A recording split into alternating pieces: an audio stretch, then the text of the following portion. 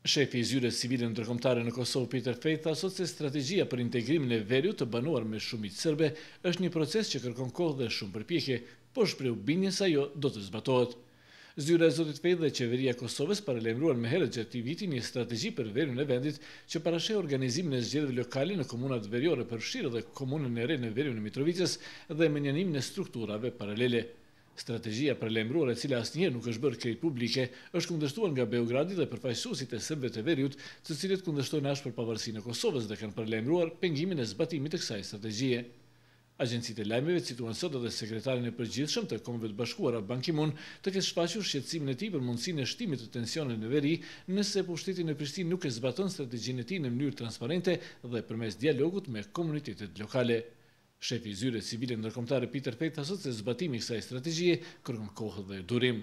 We have always said that this is a long-term effort.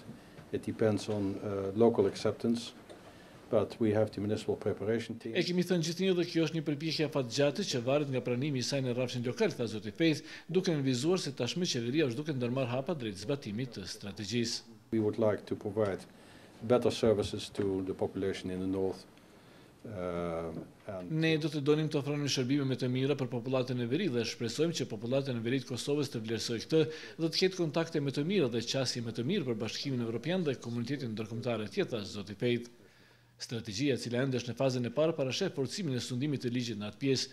Veriu i vendit që nga përfundimi i luftës nuk është vënë asnjëherë në kontrollin e institucioneve të Prishtinës, ndërsa problemet më të rënda janë në qytetin e Mitrovicës, i cili vazhdon të jetë i ndarë në dy pjesë, në veriun me shumicë serbe dhe jugun me shumicë shqiptare. Për Zërin e Amerikës, Besim Abasi, Prishtinë.